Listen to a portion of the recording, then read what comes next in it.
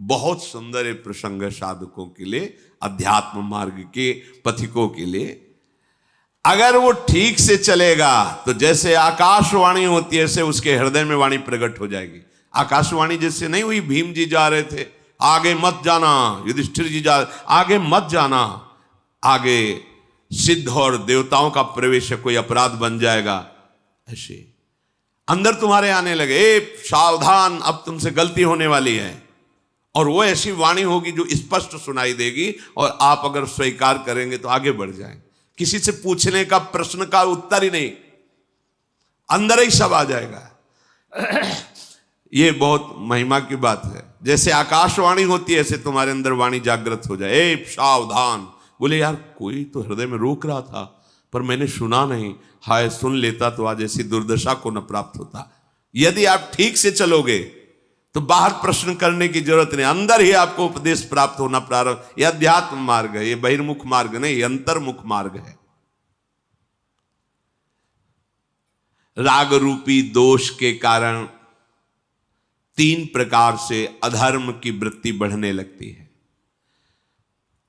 पहला है मन से पाप का चिंतन, कलयुग में नहीं लगता है, पर मन से पाप का चिंतन होते ही संकल्प बन जाता है, क्रियाओं में उतार देता है। इतनी सामर्थ्य कलयुगी पुरुष की नहीं कि मन से किए हुए चिंतन को रोक सके, संकल्प ना बनने दे, क्रिया ना होने दे। तो मन से चिंतन का पाप नहीं लगता, पर वो जब उसका चिंतन हुआ, संकल्प बना, तो क्रिया तुम रोक ही नहीं सकते। पहला है मन का चिंतन, दूसरा है वाणी का पाप, तीसरा है क्रिया का पाप। अगर इन तीनों से अच्छी तरह से अपने को बचा लिया जाए तो कभी हृदय में क्लेश बाहर से पहुंच ही नहीं सकता। बाहर क्लेश में परिस्थिति है पर आप आनंदित हैं। अगर आपका हृदय क्लेशित है तो इन 3 में से कहीं एक भी होगा, तभी वो प्रवेश किया। या तो वाणी के द्वारा पाप हो रहा है, या आपके शरीर के आचरण के द्वारा पाप हो रहा है, या आपके मन के संकल्प पाप में बन रहे हैं। प्रवेश का अवसर मिल जाएगा, नहीं क्लेश हो ही नहीं सकता। जिस हृदय में नाम चल रहा है, निष्पाप है, उसका हृदय जल कैसे सकता है, क्लेशित कैसे हो सकता है? वहां तो आग लगती है भगवत मिलन की, विषय की चाह कहां। जो ऐसे नीच स्वभाव वाले पाप परायण मनुष्यों से मित्रता स्थापित कर लेता है, समझ रहे? मन से पाप का चिंतन, शरीर से पाप की क्रियाएं, वाणी से पाप की बातें बोलना, ऐसे लोगों को जो मित्र बना लेता है उसको उसी लोक की प्राप्ति होती, वही दुर्गति होती जो उसकी होती है। मित्र भी बहुत होश से बनाना चाहिए। जाके प्रिय न राम बैदेही तजिए ताहि कोटि बैरी सम यद्यपि परम स्नेही। मुझे पापाचरण में लगा रहे हो, अपनी मित्रता की दुहाई देकर, ऐसा मित्र हो ही नहीं सकता। मित्र तो वो होता है जो कुपथ निवार सुपंथ चलावा, गंदे मार्ग से हटा के अच्छे मार्ग में चलाए, उसे मित्र कहते। वो तो शत्रु है, अपने को मित्र घोषित करके हमारा पतन कराना चाहता है। जो मनुष्य पापात्मा होता है उसे धर्म की प्राप्ति नहीं होती, अर्थात उसे सुख की प्राप्ति नहीं होती, अर्थात उसे बार बार विपत्तियां, दुख और पराजय ही मिलती है। बार बार प्रश्न होता है कि प्रयास करने पर मैं सफल क्यों नहीं हो पाता? क्योंकि कोई टांग खींच रहा है तुम्हारी, ऊपर चढ़ने नहीं दे रहा। कौन है वो? तुम्हारा किया हुआ पाप कर्म तुम्हें आगे नहीं बढ़ने दे रहा। ये तो आप अच्छे से समझ लो, खूब हृदय के अनुभव की बात करते हैं। जहां गलती होगी तो तुम शरणागत हो, तुम्हें आगे जन्म में नहीं भुगतना है, अभी भुगतना है। क्योंकि कैसे भी हो तो श्री जी के ना, आप देख लेना, अगर गलती करोगे तो इसी, अब आगे के लिए तो नहीं, क्योंकि बहुत कृपा है, वो तो विश्वास करो। शरणागत हो, जैसे भी हो, मेरी महारानी जो नेक हो न रिस्कऊं भूली हूं न हो सकी, स्वभाव है। पर मेरे प्रीतम का जो विधान है तुरंत भोगना होगा, तुरंत। ये जो पापाचारियों को तुरंत भोगना नहीं होता ना, क्योंकि इनको बहुत भोगना है। शरणागत को तुरंत उसका दंड मिलेगा, 2, 4, 6 दिन में, 10 दिन में देख लेना। अगर थोड़ी भी गलती हुई है तो आपको झुकना पड़ेगा, आपको जलना पड़ेगा, आपको रोना पड़ेगा, आपको कष्ट भोगना पड़ेगा, तुरंत, क्योंकि वो ब्याज सहित आगे नहीं मिलना है। तुम शरणागत हो, तुरंत हिसाब होगा। पर जो पापाचारी जन होते हैं, वो जब पापाचरण करते हैं तो उनको तुरंत पुण्य लगा दिया जाता है उनके साथ। अब उनको लगता है कि मेरे पाप का कोई परिणाम तो मिल नहीं रहा, बड़ी मस्ती है, पर वो जान नहीं रहे कि जिससे मस्ती आ रही वो तो खत्म हो रहा है। अब जो हमने नई फसल बोई, पुराना जो पाप है जब मिलेगा तो मस्ती की क्या बात, श्वास लेने लायक नहीं रह जाओगे। बहुत सावधान। उपासक को चाहिए कि जिन सुखों को तुम भोगों में ढूंढ रहे हो वो वहां नहीं है, वो तुम्हारे अंदर है। सुख राशि तुम्हारा स्वरूप है। आनंद सिंधु भगवान तुम्हारे हृदय में बैठे, तभी विश्राम मिलेगा। मान लो अगर ये बात तुम्हारी अभी समझ में नहीं आ रही तो मान के चलोगे तो समझ में आ जाएगी। सबके भीतर महासुख है, बाहर नहीं है। हम सब बाहर ढूंढ रहे हैं, आज तक कोई सुखी नहीं हुआ। लौटो, अंदर लौटो। सर्वात्मना न विसृजेत बहिरिंद्रियाणि एकश्चरण चित्त मनंते ही से। अपने चित्त को अनंत महिमा वाले प्रभु के नाम में लगा दो, उनकी लीला कथा में, उनकी सेवा में सत्कार्य करते, अभी आनंद आ जाएगा। अभी आनंद की पहचान ही आप नहीं जानते। तुम्हारी बुद्धि पवित्र हो जाएगी, तुम सूक्ष्म हो जाओगे, तुम्हारे सामने तत्व होगा, ये सृष्टि नहीं होगी। तभी तुम महात्मा कहे जाओगे। महात्मा उसी के आगे लगता है सर्व रूपों में अपने प्रभु का साक्षात्कार कर लेता है। वासुदेवा स्वरमिति स महात्मा सुदुर्लभा। वो दुर्लभ महात्मा है जो सब जगह अपने प्रभु का दर्शन करता है। चित्तस्य ही प्रसादेन हंति कर्म शुभाशुभम प्रसन्नात्मात्मनि स्थित्वा सुख मानन मश्नुते। जब तुम्हारा चित्त प्रसन्न हो जाएगा, सबसे बड़ी उपलब्धि हुई। चित्तस्य ही प्रसादेन, आनंद से लबालब हो रहा है चित्त। क्यों? क्योंकि आनंद का चिंतन हो रहा है। आनंद कौन है? प्रभु। मुरारी पादार्पित चित्त वृत्ति, एक एक वृत्ति से प्रभु का चिंतन कर रहा है, सब सेवाएं कार्य करते हुए। प्रसादेन, एकदम आनंद, प्रसन्नता। अगर चित्त ही प्रसन्न नहीं है तो समस्त शुभ कर्मों का फल जो सुख आया है लौकिक, वो जलाता रहेगा, तुम्हें सुख नहीं भोगने को मिलेगा। बहुत समझिए, चित्त प्रसन्न है तो आपके पास कुछ ना होते हुए भी आप बादशाह हैं, और चित्त जल रहा है तो सब कुछ होते हुए भी आप अभागी हैं। क्योंकि जो सुख चाहिए वो तो है नहीं, सब है, पर चित्त प्रसन्न नहीं है। चित्त कभी भोगों के संग्रह से या भोगने से प्रसन्न नहीं होता, हर्षित होता है, और हर्षित का परिणाम शोकित होता है। प्रसन्नता होती, ब्रह्मभूता प्रसन्नात्मा न शोचति न कांक्षति। जिसे तत्व का ज्ञान या भगवत साक्षात्कार हो जाता है, अखंड आनंद, परम प्रसन्नता। मान लो तो आनंद का अभी आप सोच भी नहीं सकते किसे आनंद कहते हैं। जिसका अंतःकरण हर समय प्रसन्न रहता है वो अक्षय महासुख को प्राप्त होता है। जैसे किसी को अच्छा अच्छा भोजन पवा दिया जाए खूब यहां तक, इसके बाद उसको खूब भोजन रखा जाए, ऐसी तृप्ति हो जाती है। ब्रह्मादिक के भोग सब विषम लागता है। अब उदाहरण उस आनंद का तो कोई है नहीं जोड़, तो कह रहे कि जैसे कोई खूब गले तक छक जाए, इसके बाद उसको कहो कि आधा लीटर खीर और पी लीजिए, थोड़ा गुलाब जामुन। ऐसे जब चित्त में भगवदानंद होता है तो ब्रह्मादिक के भोग भी उसे कैसे लगते हैं? विष के समान। अब और कछु न सुहाय जुगल सेवा सुख पगे। कुछ नहीं, अब कुछ नहीं, अब कछु नाथ न चाहिए। प्रभु अब कुछ नहीं चाहिए, बस अब कृत्य कृत्य भयो। ये कब होगा? यही सुख है अब पाए। वो क्या? चित्त का प्रभु के चिंतन में लगे रहना। कैसी होती है ऐसे चिंतन करने वाले की हृदय स्थिति? बोले जैसे वायु रहित स्थान में दीपक जलाया जाए तो एक तार लो, ऐसी होती है प्रसन्नात्मा का भगवत चिंतन। स्वाभाविक हर समय चल रहा है। ये न सोचे कि भावदेह की प्राप्ति हो जाएगी तो सब क्रियाएं बंद हो जाएंगी, फिर हमारा गृहस्थी का कार्य कैसे होगा। ऐसा नहीं है।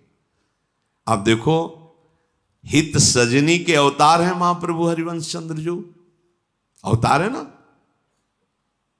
गृहस्थी में जब तो 3 पुत्र 1 कन्या, पूरा सब भागवतिक उपदेश, भागवतिक व्यवहार। वहीं बनचंद महाप्रभु, कृष्णचंद महाप्रभु, गोपी नाथ महाप्रभु, ये तो महाप्रभु के पुत्र। साहब देवी एक बालिका भी थी और हित सजनी के अवतार है, तो उनको भाव प्राप्त करना है क्या। अच्छा, यहां जब वृंदावन नित्य सेवा श्री जी की प्रातः से शयन तक सेवा में कोई त्रुटि नहीं। आए हुए जनों को अब उपदेश भक्ति को कहो, जैसी विधि जाके चित रहो, लहो जो मनवांछित सफल। जैसी जैसी भक्ति सबके हृदय में सब हो रहा है ना। और है कौन वहां भाव थोड़ी प्राप्त करो, वो तो आए ही है भाव दान करने। तो ऐसा नहीं कि इस भाव को प्राप्त हुआ वो बोल नहीं पाएगा, वो चल नहीं पाएगा, वो क्रियाएं नहीं, ऐसा नहीं। ये अलौकिक सामर्थ्य होती है।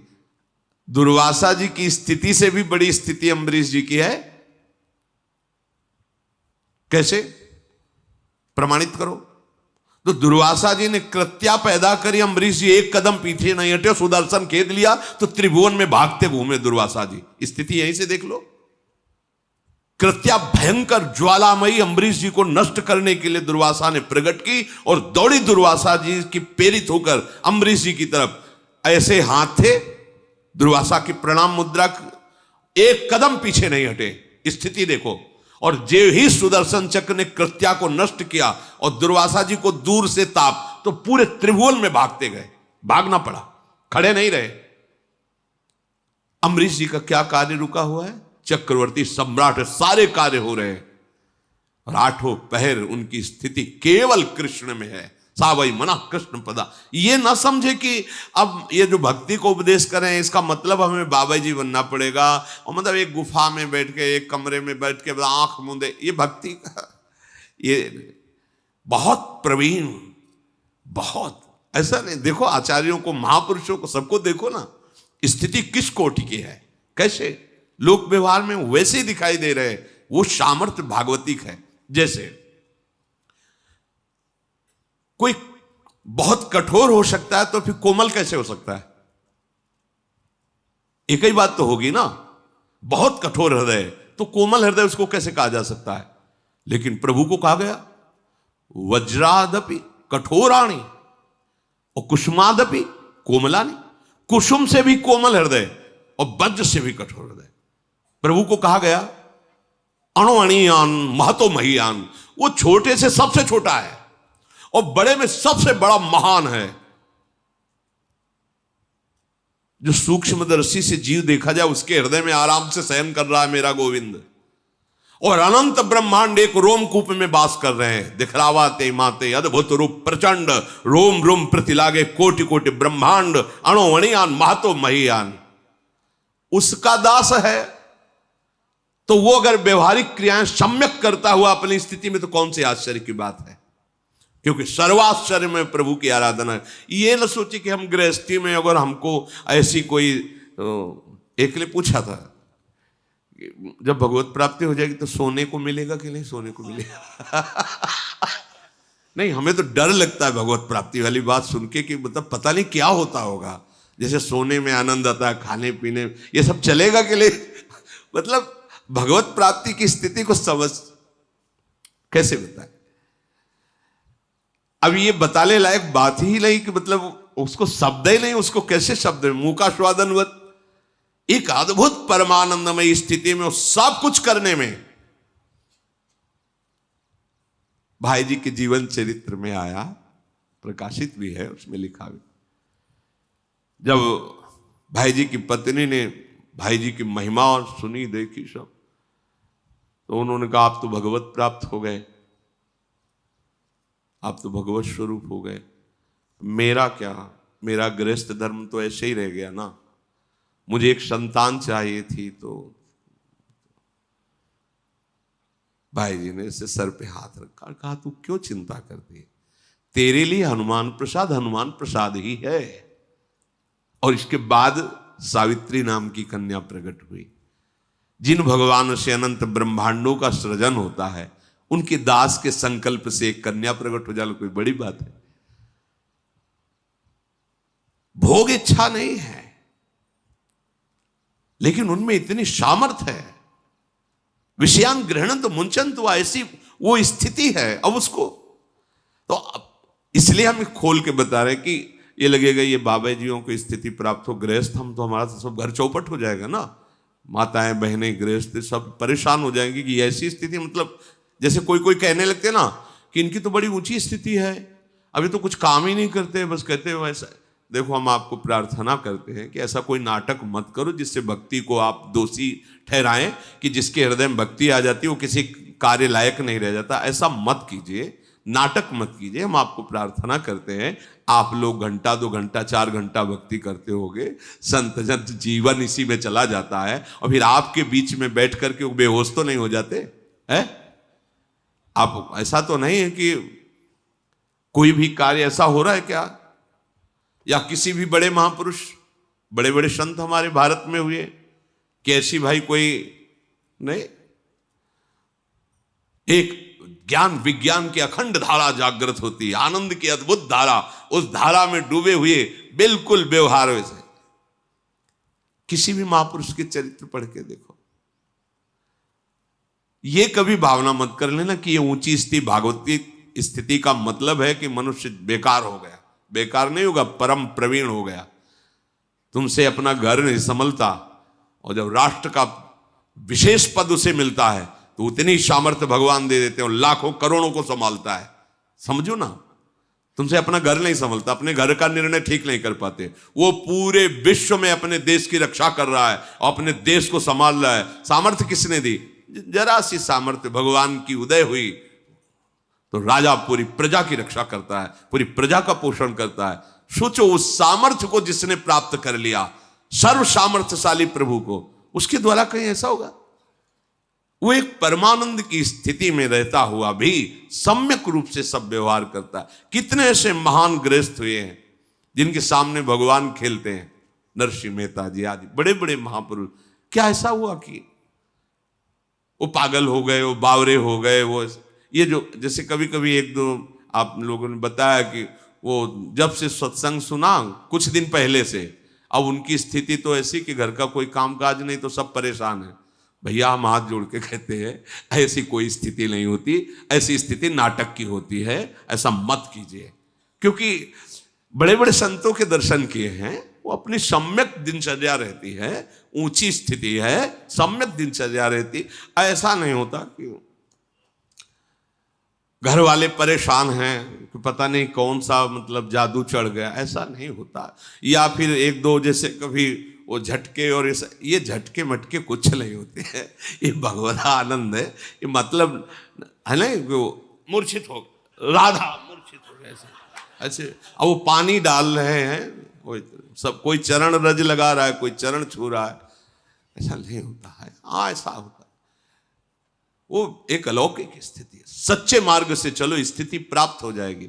वो ऐसा मत करो जिससे तुम्हारा जो सौभाग्य उदय हुआ है वो नाटक में फंसकर नष्ट हो जाए। सही मार्ग का अवलंबन लो।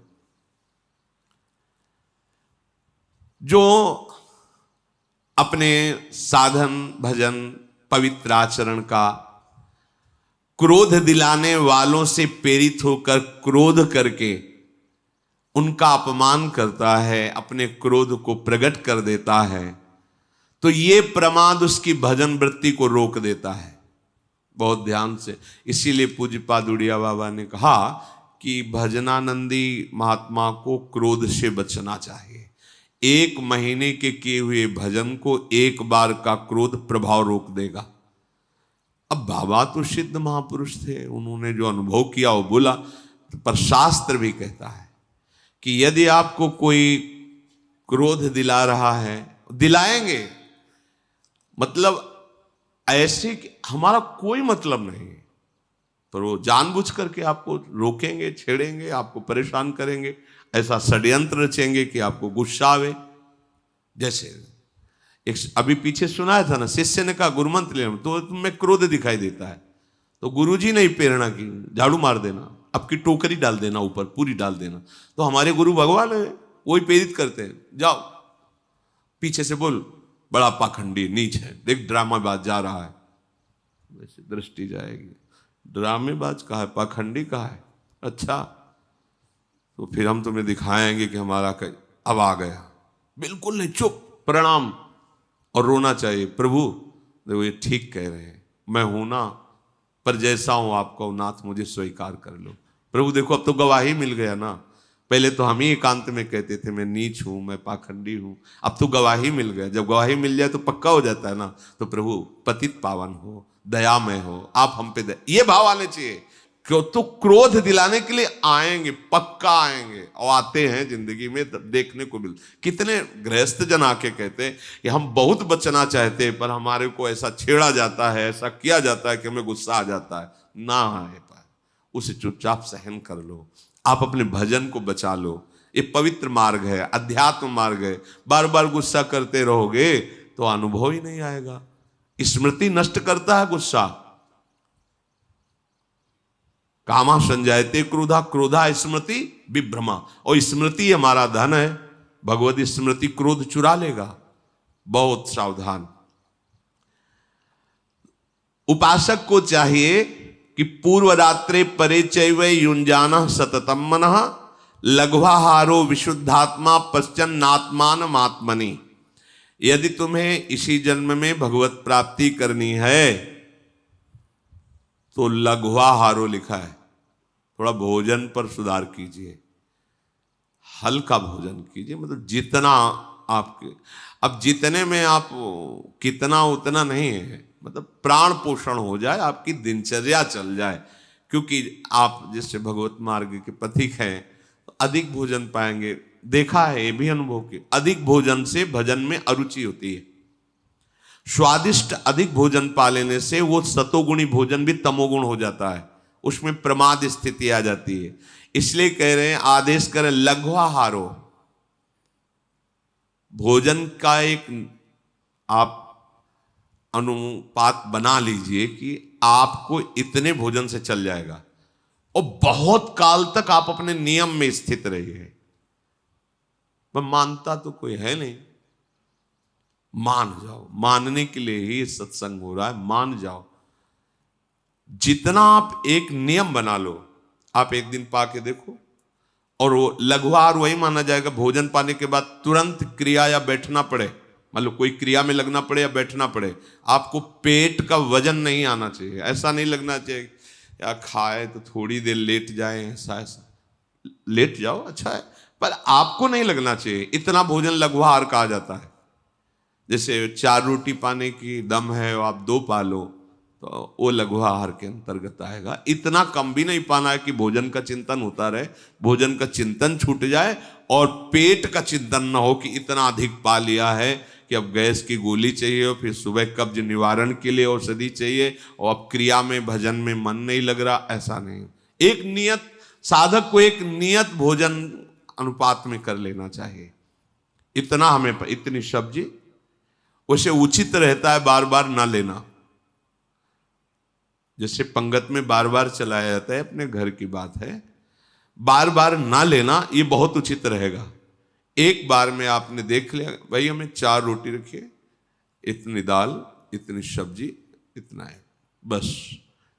दूसरे बार बार ले, हमें सबके लिए निषेध नहीं, हमारा एक इतना है, बस इतने में हो जाए।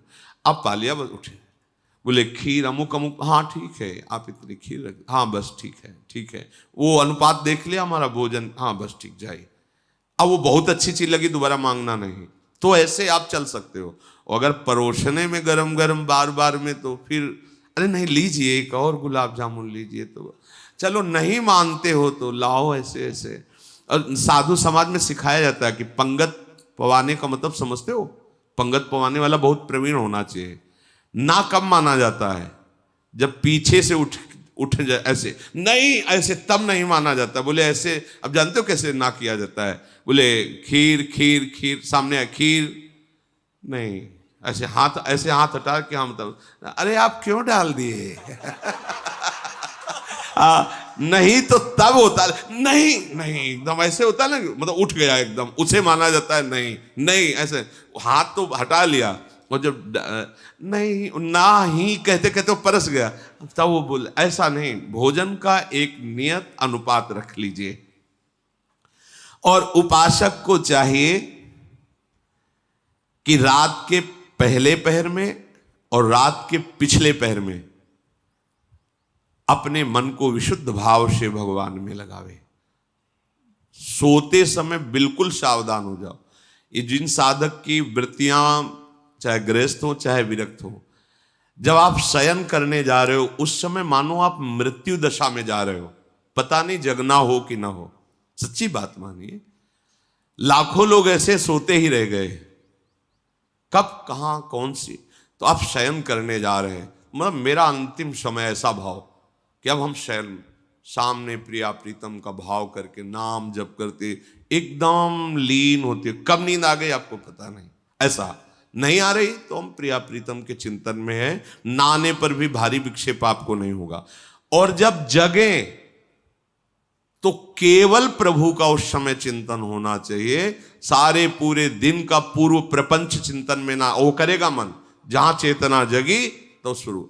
उपासक की चेतना लुप्त होती है प्रभु में और जागृत होती है प्रभु में। संदेश जो यहां है कि रात्रि के प्रथम पहर में और रात्रि के अंतिम पहर में, अर्थात सोते समय भगवदानंद में डूबकर सो, भगवत चिंतन, और जगते समय भगवत चिंतन, तो पूरी रात्रि का समय आपका भजन हो जाएगा।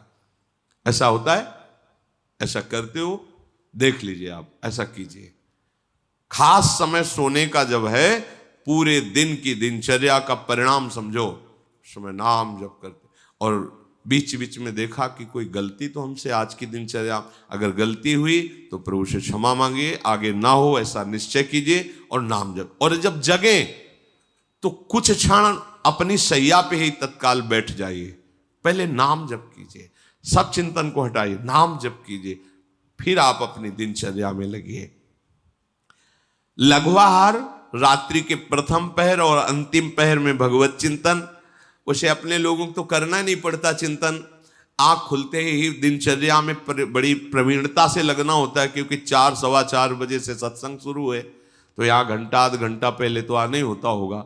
तो अब उसके लिए तो पहले से, अब जब 4 बजे यहाँ बैठे हो तुम, तो मतलब है कि 2-2:30 बजे से तो दिनचर्या चालू करनी ही पड़ेगी।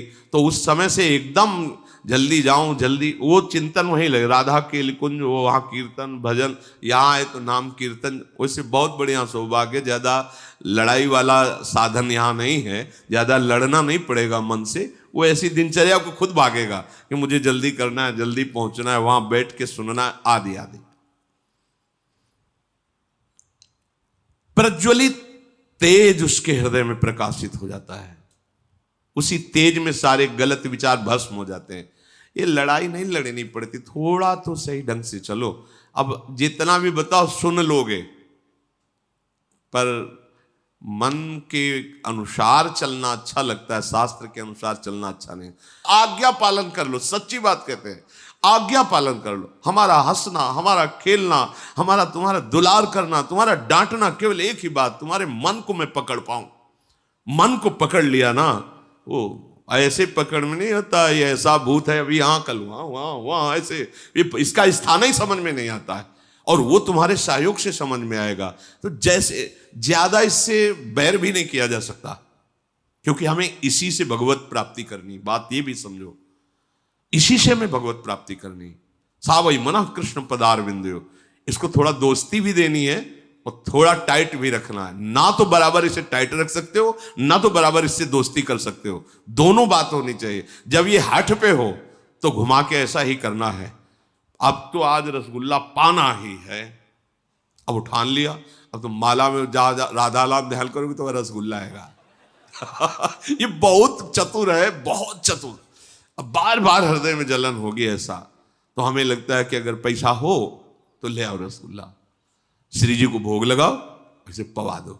देखो भाई तुमने कहा था रसगुल्ला, अब हमारी बात मानो, 11 माला बैठ के करो, राधा राधा राधा राधा राधा। अब अगर चंचलचा की तो ठीक नहीं है, तुम्हारी बात हमने, उचित धर्म की बात हो। ये पूज्य मथुरा दास जी महाराज के श्रीमुख से सुना, बड़े सिद्ध संत थे, तो उन्होंने कहा कभी कभी, लेकिन अधर्मयुक्त नहीं। क्या धर्मयुक्त कहा तो हम कर नहीं, फिर उसमें डांट लगानी है। जहां धर्मयुक्त है वहां, जैसे कभी मन आज ऐसा, तो ठीक है चलो, वो करते श्री जी को भोग लगाया, जय जयकार की, पाया। अब लगो तुम्हारी बात हमने एक मान ली, अब हमारी एक बात मानो, इतना भजन करो, इतना ऐसा पुराने संतों ने भी किया। जैसे कोई मांग की तो लाए और टांग दिया ऐसे, और कहा बिल्कुल 2 घंटे बाद हम आपको पवाएंगे, 2 घंटे हमारा साथ दो, जल्दी से इतना नाम जप कर लो, इतना मंत्र जप कर लो, देखो टंगाए हम पवा देंगे। उधर देखना नहीं, चुपचाप नाम जप करो। ऐसे मन को फुसला के, डांट के, तब प्रभु में अर्पित। बराबर आप इसे डांट भी नहीं सकते और बराबर इसे फुसला भी नहीं सकते। इतना विवेक होना चाहिए कि कहां फुसलाना है।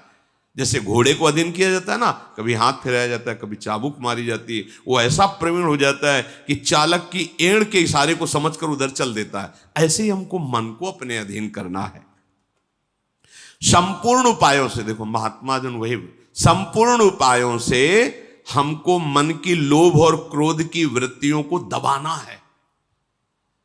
अगर आप दबा ले गए तो इससे बड़ा कोई तप नहीं है, और यही तप भवसागर से उतारने का सेतु का काम करता है। भव समुद्र से क्या, अपने मन की लोभ क्रोध आदि वृत्तियों को दबाना, उनको दबाना सीखो। आप दब जाते हैं उनसे, आप इनको दबाना सीखो। थोड़ा सा आप अपने स्वरूप में आइए, आप अपार सामर्थ्य रखते हैं। सच्ची बात, नारायण को अधीन कर सकते हैं। ये तो सब छोटी मोटी बात। नारायण को होए अधीन, संग ही संग डोले, भक्तन पाछे यो फिरे, जो बछड़ा संग गाय। समझो, आप में इतनी सामर्थ्य है कि आप अपने प्रेम बंधन की डोरी में प्रभु को बांध सकते हैं। पर आप अपने सामर्थ्य को भूलकर इंद्रिय और विषय में इतना लीन हो गए कि आप रोने लगते हैं, निराश हो जाते हैं। अब हम जी नहीं सकते, अब हमें भोग चाहिए, हमें बहुत कमजोर हो गए। ये सत्संग आपको इसीलिए श्री जी सुनवा रहे, आप बलवान बनिए, आप भगवत अंश हैं। अपनी इंद्रियों को निर्विषय करते हुए सच्चिदानंद प्रभु की प्राप्ति इस जन्म में करनी ही करनी है। इसमें कोई भी दो राह मत रखो। आप जो होगा सो होगा। अब इस जन्म में प्रभु से मिलना है, एक बार ठान लो, प्रभु से मिलना है, सब ठीक हो जाएगा।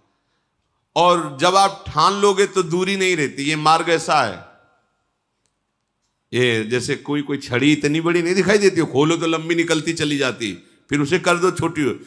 ये देहाभिमानियों के लिए बहुत लंबा मार्ग है, जन्म जन्म। और शरणागतों के लिए बिल्कुल छोटी छड़ी की तरह समिट जाता है। ऐसे प्रभु मिल जाए, इन्हीं नयनन सब सुख देखे। बहुत दूर है, बहुत कठिन है भगवत प्राप्ति। किसको? मुझे। लेकिन आपको तो आपके अजात पक्षायु मातरम खगा शरण में हो जाओ और पुकारो राधा राधा, मंगल हो जाएगा। शेष चर्चा आगे। श्री राधा वल्लभ लाल।